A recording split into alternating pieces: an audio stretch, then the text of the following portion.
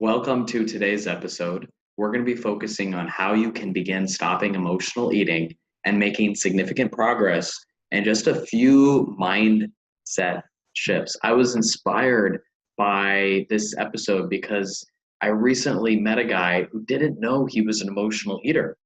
I shared a story from another client, how this client had expected some food to taste really, really good, and the food wasn't good, and he was massively disappointed.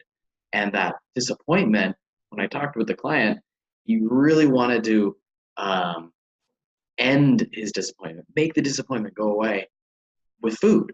And so I told this story to the guy who had never heard of emotional eating before. And he said, "Holy crap, I do that all the time."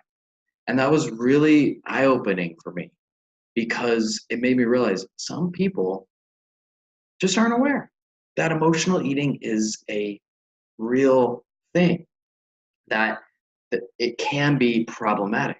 And there's no shame in not knowing. We all don't know certain things. And then on the other hand, I've also known people who assume any type of emotional eating is bad. They're a little bit more aware of what emotional eating is and how they might feel bad and reach to food to calm their emotions.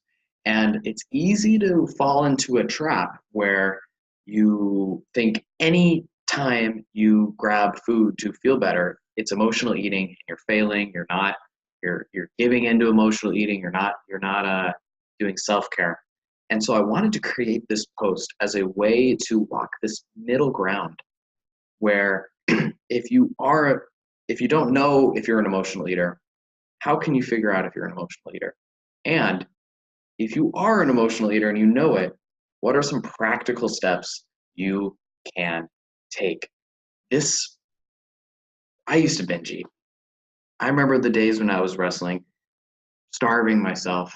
I remember trying to cut weight and just looking longingly at tangerines. I was eating tangerines to sustain myself. I was starving, and I just would eat these tangerines to put something in my mouth, really, so that I just had something flavorful in my mouth, starving myself. And I was in deprivation. I was in deprivation. I was starving myself physically, and I didn't know it at the time, but I was also starving myself emotionally. Emotionally. This is the biggest insight that I was able to um, share with this guy in just our quick interaction. He asked when he heard about the story about my client being disappointed. He said, "Oh my God, I'm an emotional eater. What can I do about it?" We only had a short amount of time, and I shared with him this mindset that um, brought him a lot of awareness. Brought him a lot of awareness. He actually emailed me the other day saying, "I am so much more aware of my patterns. I am so much more aware of my patterns."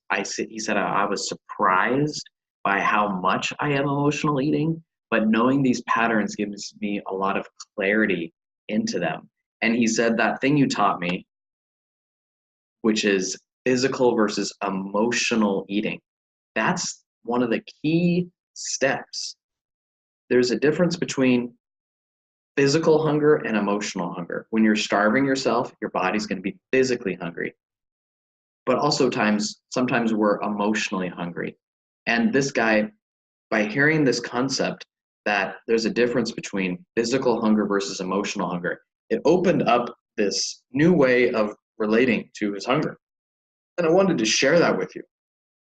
However, we need to be clear that that doesn't answer the original question. That's a useful mindset to have.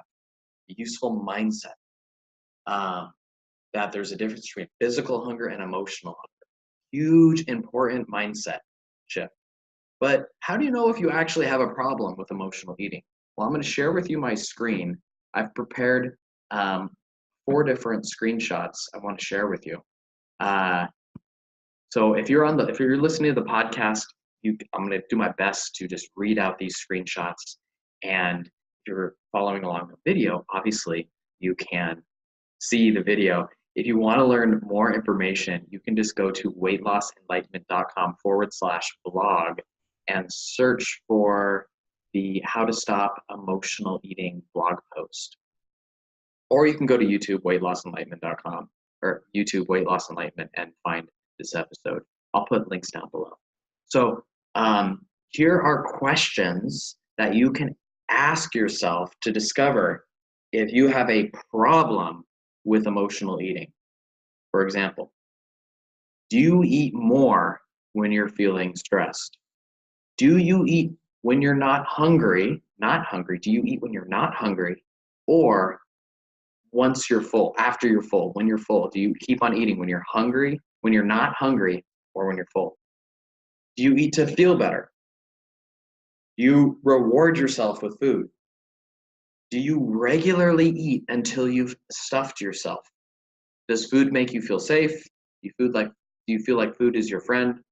Do you feel powerless or out of control around food? Now, those are very general statements.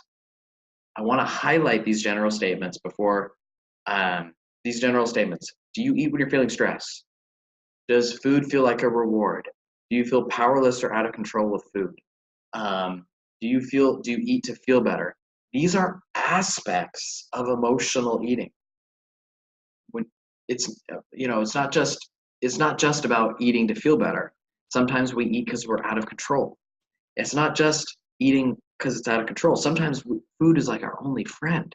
And that is the key distinguishing factor when you know you have a problem with food, is that food feels like your only friend in a tough time. So some of the times I've been working in this weight loss eating disorder industry for a while now, and some people are more aware that there's this thing called emotional eating, and it's a problem. But oftentimes they kind of lean too far and say any emotional eating is bad, and that's a little bit of an extreme. We evolved with food, and humans and monkeys, we ate food in tribal settings for thousands of years. So food is part of the way we regulate our emotions. It's totally fine. Eating food to feel better is totally fine. Natural.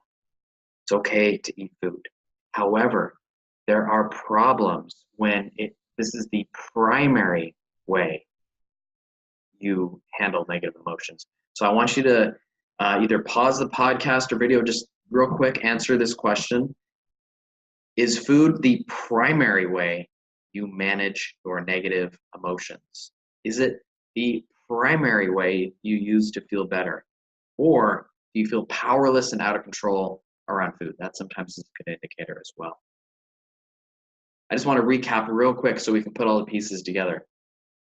Emotional eating is a problem, but it's only really a problem if it's your primary way that you use to manage your food, feel better, and when you feel powerless and out of control around food. If you feel powerless and out of control around food, yes, you do need to gently face with compassionate awareness, this emotional eating problem, just like this guy did. And just like this guy did, he was able to shine a lot of awareness into his life by realizing there is a difference between physical hunger and emotional hunger. That is one of the key mindsets that's going to open you up into making progress in handling your emotional eating. So some of you have already heard about the difference between physical and emotional hunger, while some other listeners probably haven't. We're going to dive a little bit more into physical versus emotional hunger because it is so, so important. Hopefully this will give you information about how you can distinguish between physical hunger versus emotional hunger. And the power that this guy was referencing with his awareness, he said he gained a lot of clarity. When you can tell the difference between emotional hunger versus physical hunger, then you're able to have a different mental dialogue that reevaluates whether you need food or not. For example, you might get some sort of feeling, and before you knew about physical versus emotional hunger, you would eat just to eat. Now that you know about physical and emotional hunger, there's a feeling, and let's say half the time it's physical hunger, so you eat it. But let's say the other half the time, now you can see the difference between physical hunger versus emotional hunger. So you don't eat when you're emotionally hungry. When you don't eat when you're emotionally hungry, we're making progress on not taking extra calories into our body, not stuffing ourselves with body, not stuffing our bodies with food and feeling bloated. So it's really important that we can clearly distinguish between physical hunger versus emotional hunger. Let's go into these guidelines. Emotional hunger comes on suddenly or abruptly, and you only crave certain foods. You can binge on food and not feel full. You feel guilt and shame. So if you have a feeling in your gut where all of a sudden you're hungry, all of a sudden, boom, you walk by a plate of cookies, bam, you want those cookies. That's emotional hunger. Another time, you only want that food. You walk by that plate of cookies, you only want cookies, you only want that cookie. That's emotional hunger. The other time, you might eat all those cookies, but still not be full. That is a sign you were emotionally eating, you weren't really hungry. And then lastly, you eat all those cookies, you aren't full, and you feel guilt and shame. Let's contrast that. Those are the 4 characteristics of emotional hunger. The other characteristics are physical hunger, where instead of hunger being very quick, you walk by that plate of cookies and all of a sudden you're hungry. Real hunger develops over time. You start with a little gurgle in your stomach and it gets louder. Your stomach gets more hungry as you go on, as more time goes by. And you don't just want cookies. You might want a regular meal with some sides and variety of foods. It's not just cookies. And you feel full and you don't want to eat more after you feel full. And then lastly, you feel fine. Like if you're hungry and you eat, there's no guilt because we know we need to eat at a deep biological level. We know we need to eat. Now, I was able to explain all those concepts to that guy and it really made a big impact on him, I think. At least an impact enough to email me a week later. So I was happy about that. But I really wanted to go a little bit deeper with you all and kind of dive into the real root cause of emotional eating. Because now that we can, A, see if we have a problem with emotional eating, and B, distinguish between the physical hunger versus emotional hunger, now we can we can dive deeper into what actually is emotional eating. Where does it come from? We've identified the symptoms, that it develops quickly. You walk by that plate of cookies, you want the cookies. You feel guilty after eating the cookies. You don't feel full, and you crave the cookies. Now that you can identify emotional hunger, that's great. That's what this guy is referring to. Clarity. Clarity. If you go to the success story page on weightlossenlightenment.com, you're going to see a woman at the very top who was able to cure her binge eating because she was able to bring awareness. And a big part of her steps, which she walks through the steps, the little teaching video of a client I worked with who solved binge eating, and she spells out her steps. One of those steps is awareness of emotional hunger. Huge, huge, huge, huge step. You can't stop emotional eating unless you can be aware and recognize what emotional eating is. What's it called? Can't say that enough. Now, it's also not enough to just recognize emotional eating. We need a little framework. We need to understand it intellectually, I think, and then we can dive into solving it at a deep core level. So on the video, you'll see a 3-part diagram about how the underlying cause of emotional eating. And it starts with an uncomfortable emotion, and you turn to food to manage your feelings. Food takes away the negative, the shame, the anger, sadness. It temporarily relieves you. It's a form of emotional avoidance. It's a short-term solution. And I know you may, if you have already known about emotional eating, then you really know that this is true. Food is a coping mechanism, but it's ultimately a short-term coping mechanism. And it doesn't solve your problems. The problems are still there. But this solution, I know it's easy to dismiss this 3-part formula, right? The 3 parts being uncomfortable emotion, food to block out the emotion, and then a good feeling. A good feeling that results. You block out the negative emotion and you feel better. This is the core formula. If you have a problem with emotional eating and you haven't made progress in solving it, or you feel stuck, come back to this root cause so we can really identify what the heck is going on here. At the root level, at the root level, there is a avoidance of a negative feeling. There's avoidance of a negative feeling.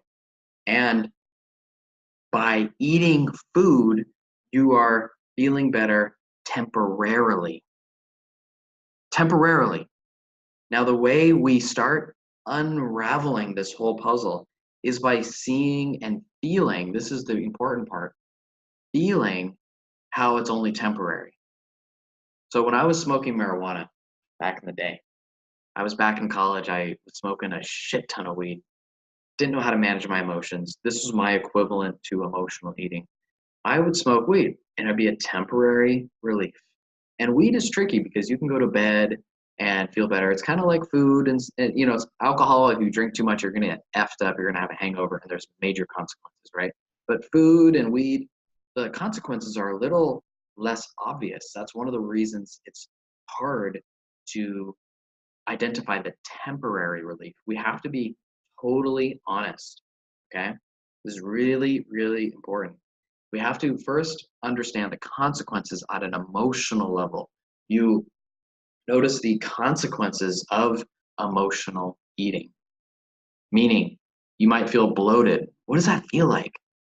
For me, the weed, I'd feel like I had a huge weed hangover, and I had to be honest that I felt a weed hangover. It wasn't just a headache; it was because of the weed.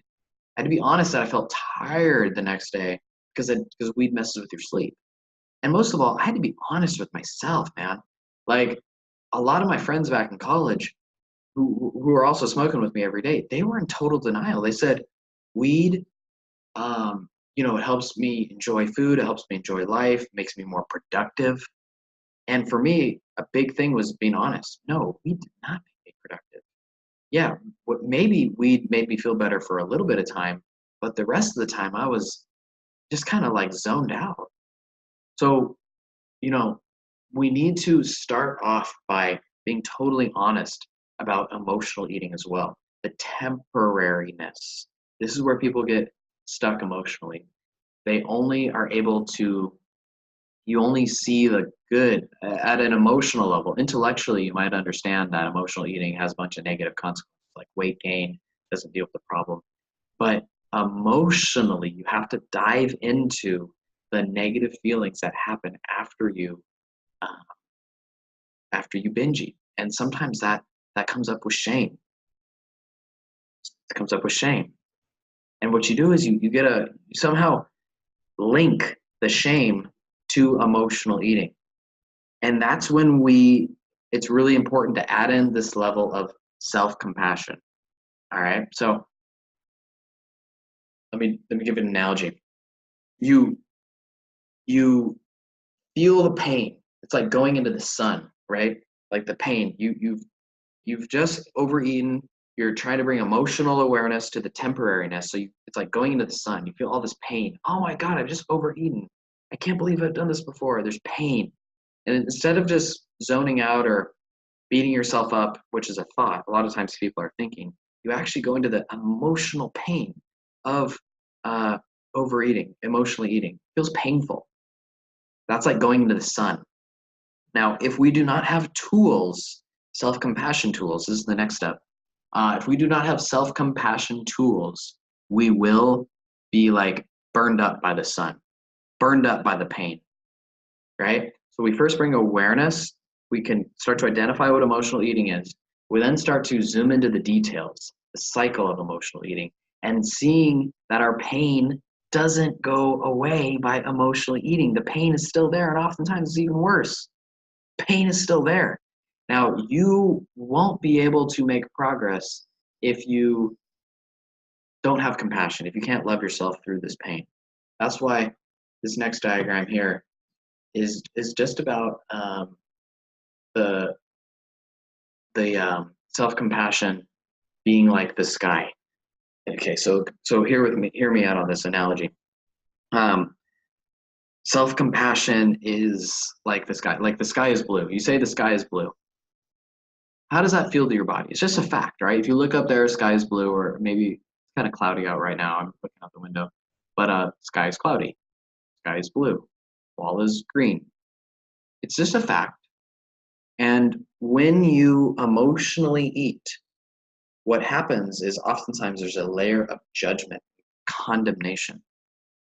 This condemnation, when you judge yourself for emotional eating, you feel the pain, and then instinctually you say, "You're messed up. You're lazy. You're a failure. You don't deserve this." Those things come as a reaction to the pain. And what we need to do is just see the pain like the sky. The sky is blue. No judgment. Neutral fact. Pain. I overate. I emotionally ate. Pain. Now it's hard to sit with, but you can do it. There's a concept that I learned and have worked with clients, and I learned it in Santa Clara University when I was starting to go for my counseling degree. And it was this thing called distress tolerance. And distress tolerance is related to the research on resilience. It's related to the research on emotional eating. And it's the idea that you can increase your distress tolerance. So when you feel that pain, initially you might be overwhelmed, but you can learn to sit in that pain and ultimately learn new ways of behaving and thinking and being so that you stop binge eating and emotional eating. It's totally possible. In fact, on the success page, you can see that there's 23 people have left 5-star reviews. Super excited, passionate about helping people be able to sit in the pain, not get overwhelmed, just see it as a fact, and letting it in. Like the other day, I let the pain in, and I cried a little bit.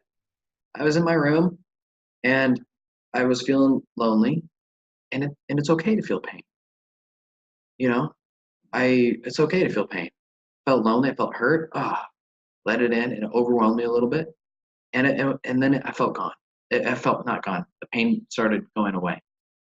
By letting the pain in, by having compassion, by just seeing it as a neutral fact, we can then be poised. And what happens is when people lose control, they get unpoised. They lose their composure. That's when the lack of control comes in. Food. Eat so much food. Lack of control. If we can see the pain, then we can stay in control. If we can stay in control, then we can start doing more mindful, wise choices. And we can really, truly stop binge eating and make rapid progress by doing this. So with that being said, I'm going to close up today's lesson. There's free sessions online.